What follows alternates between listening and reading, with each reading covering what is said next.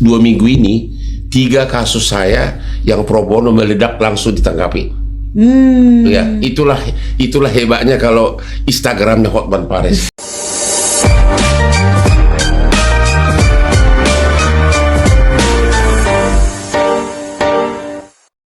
Mengapa ini diatur dalam undang-undang tersendiri? Karena merupakan perintah dari putusan Mahkamah Konstitusi. Ketika persoalan penyadapan dalam Undang-Undang KPK itu dulu diuji, perintah dari Mahkamah Konstitusi, pemerintah dan DPR harus membentuk undang-undang khusus mengenai penyadapan.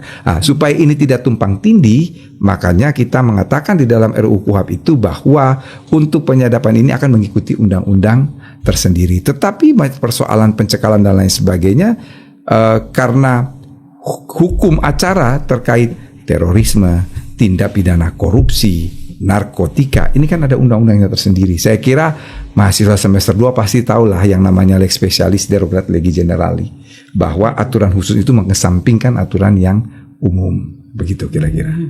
Kalau pengalaman Bang Hotman, sejauh ini pernah nggak ngedampingin kasus yang seperti Prof. Edi bilang gitu, yang penyadapan segala macam? Itu dalam kasus-kasus narkoba itu sering, ya. Itu banyak itu terjadi, ya. Terutama sekarang ini lagi benar-benar on dalam kasus korupsi. Jadi makanya kita pengacara ini sekarang handphonenya harus 5 atau 7 gitu. Ya. Aduh. Tapi gini Pak Prof, ada mau saya tanya, secantik apapun undang-undang, sehebat apapun undang-undang, kalau tidak ada sanksinya bagi aparat, apa? Misalnya gini, kalau dilanggar itu semua mengenai hak-hak dari si termohon, dari si terperiksa, ada nggak dalam KUHP itu tentang sanksinya apa? Apakah otomatis BAP-nya batal? Ya, jadi begini, kalau kita berbicara sanksi pidana jelas bukan merupakan ranah dari KUHP. Bukan. Dia ada pada KUHP. Hanya sanksi sahnya pemeriksaan tersebut. Persis. Ini kan yang paling penting. Apa konsekuensi jika prosedur itu tidak diikuti? Benar. Nah, contoh konkret itu di state dalam RUU KUHP. Penggeledahan, penyitaan yang tidak sesuai dengan prosedur atau tidak mendapatkan izin, maka tidak diperhitungkan sebagai bukti. Ya. Itu saya kira yang kalau di dalam konteks teori biasa kita sebut dengan istilah unlawful legal evidence. Ya. Perolehan bukti dengan jalan yang tidak sah memang tidak diperhitungkan sebagai bukti. Nah, itu saya kira itu suatu kemajuan yang berarti. Nah, bagaimana dengan si terperiksa yang tidak dikasih kebebasan berbicara dengan kuasa hukumnya selama BAP? Karena itu sangat sensitifnya di situ. Persis. Makanya di sini kita kan ada semacam kalau kita lihat bahwa di dalam upaya paksa dan lain sebagainya itu kan ada bisa di-challenge. Jadi ada 2 pengawasan tuh. Yang pertama bersifat preventif, artinya semua upaya paksa itu akan dilakukan setelah mendapat izin dari ketua pengadilan, tetapi dalam hal-hal mendesak. Hal-hal pendesak itu letak geografis, tertangkap tangan dan lain sebagainya. Upaya paksa itu boleh dilakukan, tetapi ya kemudian meminta persetujuan.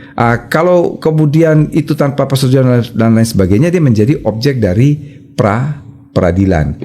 Mengenai apa yang ditanyakan oleh Bang Hotma, itu sebetulnya sudah diakomodasi ketika misalnya nih ya, dia tidak diberi kesempatan untuk berkonsultasi, dia dan lain sebagainya. Saya kira dengan adanya ketentuan yang mengatakan berhak mengajukan keberatan dan keberatan itu dilampirkan dalam berita acara, saya kira penyidik tidak akan main-main. Kalau penyidiknya tidak terima keberatan tersebut, saya kira itu yang harus dikomplain. Dalam pengertian, saya kira itu dengan ada ketentuan itu penyidik tidak mungkin akan main-main.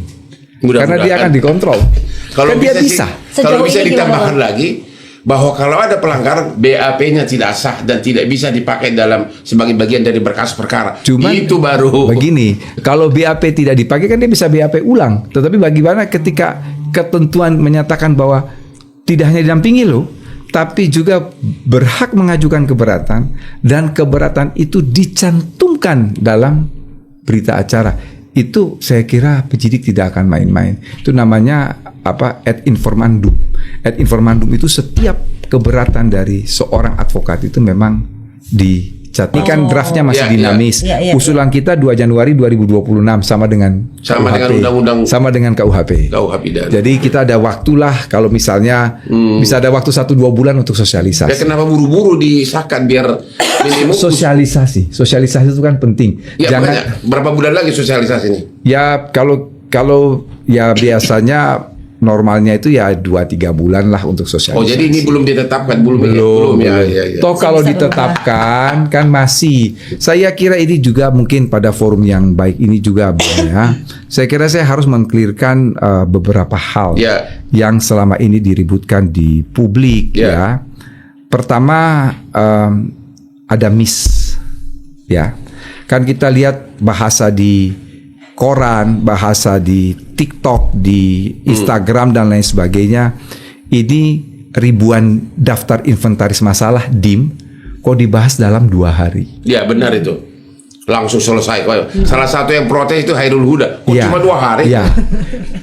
Saya ini kan bukan sekali membuat undang-undang ya. Ada 1676 DIM. 1676. DIM tetap itu 1091. Sejak zaman Bahula juga DIM tetap nggak pernah dibahas. Kalau sudah tetap kan berarti ngapain lagi dibahas? DPR, pemerintah setuju dengan usulan DPR. Itu 1091 DIM tetap. 295 DIM bersifat redaksional, typo dan lain sebagainya. Itu juga nggak akan dibahas. Lalu ada kurang lebih 91 DIM yang dihapus. Mengapa dihapus? Karena redundant. Lalu ada 200-an DIM yang direposisi. Jadi misalnya mestinya di pasal sekian ini dipindah ke sekian. Jadi mensistematisir. Artinya saya ingin katakan kepada publik, yang menjadi objek pembahasan itu hanya 130 DIM. Oh makanya bisa 2 hari. Ya bisa 2 hari. 130 DIM itu yang isinya substansi atau substansi baru. Nah, ini yang saya kira perlu diklirkan. Jadi jangan dipandang bahwa 2 hari itu bahas 1671 DIM. Dan enggak lah. 2 hari itu hanya membahas 130 DIM yang bersifat substansi atau substansi baru. Dalam pembahasan undang-undang memang yang selalu dibahas itu hanya substansi atau substansi baru, yang tetap itu tidak pernah dibahas. Ini yang saya penting untuk mengklirkan kepada publik bahwa dalam 2 hari itu bukan 1676 yang dibahas, tapi 130 saja yang merupakan substansi atau substansi baru. Hanya itu saja. Itu yang pertama. Yang kedua, saya mau mengatakan bahwa meaningful participation di dalam pembahasan undang-undang itu jangan dilihat 2 hari pada saat bahas di DPR, tidak. Ini kan proses. Menteri Hukum dan Menteri Sekretaris Negara menerima surat Presiden tanggal 19 Maret. 5 hari kemudian Kementerian Hukum itu mengundang ahli. 15 ahli di Grand Melia. Ini ada DIM, mari kita bahas bersama. Kemudian setelah Lebaran, mulai dari akhir April sampai dengan tanggal 28 Mei kurang lebih ada 5 kali pertemuan. Kami selalu mengundang teman-teman ICJR, kami selalu mengundang para ahli, kami selalu mengundang Koalisi Masyarakat Sipil, termasuk terakhir Bang Hotma tanggal 28 Mei 2025 itu dilakukan Zoom meeting dengan perguruan tinggi di seluruh Indonesia yang punya fakultas hukum. Itu sampai 5.000 streaming. Jadi DPR, pemerintah punya catatan. Nih pasal ini siapa yang mengusulkan? Tidak mungkinlah kita akan mengambil 100% semua masukan. Itu kan nggak mungkin. Tapi kita punya catatan. Contoh, tadi yang dikatakan Bang Hotma, advokat berhak mendampingi, berhak mengajukan keberatan. Ini kita tahu siapa yang mengusulkan. Semua organisasi profesi advokat mengusulkan. Koalisi Masyarakat Sipil mengusulkan. Dan kita terima. Nah, itu contohnya seperti itu. Kemudian yang berikut adalah mengenai upaya paksa yang juga didengung-dengungkan dalam 10 pasal bermasalah. Semua upaya paksa itu izin pengadilan. Kecuali dalam 3 hal. Jadi upaya paksa kan tadi ada 9 tuh. Mulai dari penangkapan, penahanan, penggeledahan, penyitaan, pemeriksaan surat, pemblokiran, penetapan tersangka, penyadapan, dan cekal. Yang tanpa izin pengadilan hanya 3, Bang. Satu adalah penetapan tersangka. Saya pikir wajar. Karena tidak ada tindakan pengadilan hukum. terpenuh. Betul. Yang kedua penangkapan. Penangkapan tidak ada izin. Mengapa tidak ada izin? Penangkapan itu hanya 1 kali 24 jam. Ya, Di mana ada izin? ya, Kalau tertangkap tangan kita minta izin. Pelakunya lari, nanti yang dimaki-maki kan penyidiknya, Polri-nya yang dimaki-maki. Jadi kita objektif saja, rasional saja. Ya. Makanya penangkapan tanpa izin. Yang ketiga yang tanpa izin ada apa? Cekal. ya. Cekal. Selebih dari itu semua izin. Oke, terkait dengan yang 3 ini ada satu yang menarik yang lagi on sekarang ini kan perkara korupsi. Ya, penetapan tersangka. Sering sudah ditetapkan tersangka, tapi kerugian negara dari lembaga resmi, dari BPK atau dari BPKB belum ada. Itu saya alami sendiri. Sudah ditetapkan tersangka, padahal perkara korupsi itu kan salah satu unsurnya kan harus ada kerugian negara. Ya. Apakah mungkin saya kira ngasih detail itu diatur di KUHP ini? Ya, jadi kalau kita lihat dari 30 perbuatan dalam Undang-Undang Tindak Pidana Korupsi yang dikualifikasikan sebagai tindak pidana korupsi, yang kerugian keuangan negara kan hanya 2 pasal. Ya. Yang 28 kan tidak. Kalau suap menyuap kan tidak ada urusan dengan kerugian keuangan negara, bribe. Jadi memang kalau dalam putusan Mahkamah Konstitusi itu adalah factual loss, bukan potential loss. Memang harus ada audit. Ya, maksudnya pada saat penetapan tersangka itu apakah sudah ada audit? Karena yang terjadi sekarang ini berjalan dulu, ditahan dulu 20 hari baru. Ya, KUHP tidak mengatur sedetil itu, tapi KUHP memberikan guidance minimum 2 alat bukti kan kira-kira begitu. Oke. Ya.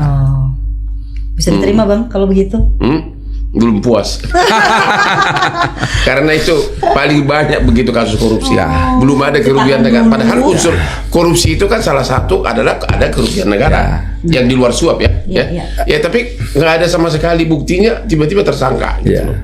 Satu hal lagi ya, saya kira kita bicara RKUHP ini harus mencari win-win solution. Mengapa? Bang Hotma bisa bayangkan ini 2 kepentingan nih yang bertolak belakang. Kepentingan pelapor, korban, dan kepentingan si tersangka, orang yang diduga melakukan tindak pidana. Kalau Bang Hotma jadi pengacaranya korban, maunya segera ditangkap, ditahan. Tapi kalau Bang Hotma jadi pengacaranya pelaku, nanti dulu. Tidak gampang meramu ini. Sehingga kalau orang mengatakan ini perlindungan HAM, perlindungan HAM-nya siapa? Karena perlindungan HAM bagi korban itu bertolak belakang dengan perlindungan HAM bagi pelaku. Jadi tidak gampang. Makanya kita harus ekstra hati-hati ketika merumuskan. Harus ada balancing, harus ada keseimbangan itu. Kalau dari sisi korban kan maunya ditangkap, ditahan kan? Iya pasti. Kalau dari pelaku kan tidak. Jadi coba tanya, yang ada maksud perlindungan HAM ini HAM-nya siapa? Kalau HAM pelaku pasti dia kontra dengan HAM korban. Make sense. Nah kalau pelarangan peliputan nih langsung, itu gimana tuh Prof? Begini, pasal itu kita hapus dari RUU KUHP. Mengapa kita hapus dari RUU KUHP? Karena itu sudah ada di dalam Kitab Undang-Undang Hukum Pidana di bawah bab tindak pidana terhadap proses peradilan. Bahwa peliputan dan lain sebagainya boleh. Satu kata kunci, izin ketua majelis, itu saja. Makanya kita hapus dari KUHP karena sudah masuk dalam material, ada dalam KUHP. Tapi kan kenyataannya nggak pernah terlaksana itu. Tidak pernah terlaksana. Karena udah datang 50 wartawan ya nggak bisa. Persis. Nggak konsen. Itu juga, itu kita win-win solution. Itu kita mencari titik tengah tidak gampang loh. Di satu sisi dikatakan sidang terbuka untuk umum. Kalau sidang terbuka untuk umum kan seharusnya pers tidak dilarang. Bisa lihat. Tetapi di sisi lain, coba Bang Hotma pasti tahu. Pasti hakim ketika katakanlah ada 7 saksi, pasti hakim periksanya satu-satu, dan satu saksi tidak boleh mendengarkan keterangan yang lain. Itu kan bohong itu. Dia kan bisa lihat dari live streaming. Ini ada 2 kepentingan berbeda dan kita harus mencari win-win solution. Jadi sekali lagi saya mau katakan bahwa membuat KUHP itu memang ekstra hati-hati. Ini saya alami langsung nih. Ini saya alami 3 bulan lalu di Mahkamah Agung Singapura mengenai peliputan ya. Ya, kita kan gabung dengan pengacara. Ini perkara perdata bisnis besar-besaran. Kita gabung dengan pengacara Singapura. Namanya kita pengacara dari luar langsung bergaya. Belum ada hakim, udah langsung video-video gitu kan ruangan ini. Ya, nggak nyampe setengah jam tiba-tiba datang polisi. Oh, nggak boleh. Polisi dari pengadilan itu. Handphone kita diminta satu-satu diperiksa, disuruh hapus. Padahal sidang aja belum mulai. Itu pengalaman Seketat abang di itu. Singapura. Ya. Seketat itu. Ada pengalaman di Hong Kong. Di penjara Hong Kong itu tiba-tiba ada seorang di dalam tahanan yang dia dihukum hanya 7 hari, Bang. Ya. Tahu kenapa? Nggak tahu. Hakim memasuki ruang sidang dan dia tidak berdiri. Tidak apa? Tidak berdiri. Nggak berdiri. Terlihat di CCTV. Ya. Dianggap contempt of court. Oh my god. Ya. 7 Ah. hari kurungan. Tadi perlu tuh tanya dong. Kapan contempt of court undang-undang ada di negeri ini? Contempt of court itu babnya dimasukkan dalam KUHP. Jadi tindak pidana terhadap jalannya persidangan itu sangat rinci sekali diatur. Maksudnya kalau contempt of court di luar kan hakim langsung perintahkan masukkan ke tahanan. Kalau di kita harus disidik dulu nggak? Di sini saya berbeda pendapat. Kalau saya karena itu terjadi di depan mata hakim, Ya. seharusnya hakim segera bisa memerintahkan itu. Nah itulah di luar Ya. begitu semua. Kalau Ya. di kita harus ke polisi lagi. Kalau ya, saya polisi. tidak, seharusnya memang bisa langsung. Karena itu kan terjadi di depan hakim. Benar. Yang di KUH pidana kita yang itu gimana? Aku belum baca tuh. Yang KUHP kita itu mengatur rinci tuh bahwa memang contempt of court itu termasuk ketertiban dalam persidangan itu. Dan itu memang kalau terjadi di depan hakim tidak perlu lagi lalu harus ada penyidikan dan lain sebagainya karena pada seketika kan itu bisa. Nah itu di depan hakim kok. Ya. Bang Hotman boleh dong ceritain dikit yang soal abang melakukan pro bono. Apa tuh? Kan ini kan kita bicara soal ini ya, kepercayaan publik ini kan sangat penting.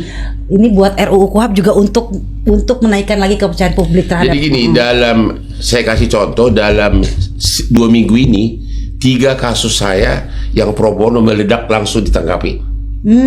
Ya, itulah hebatnya kalau Instagramnya Hotman Paris. Itu yang di Blitar. Itu kasusnya udah berbulan-bulan. Seorang pendeta melakukan pelecehan terhadap 4 putri supirnya. Ada 4 anak perempuan di bawah umur. Ya maaf kata pakai jari lah segala macam. Ada umur 9 tahun ya sudah kita viralkan.